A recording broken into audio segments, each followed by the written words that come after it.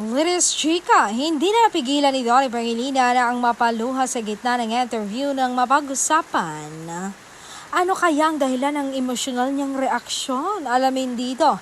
Ang dahilan pala ay yung nag-yes raw si aktras, ang kanyang nobyang si Belle, sa pag-aalok niya ng kasal. Nako, totoo pala ang chismis na may yes-yes na palang nangyari.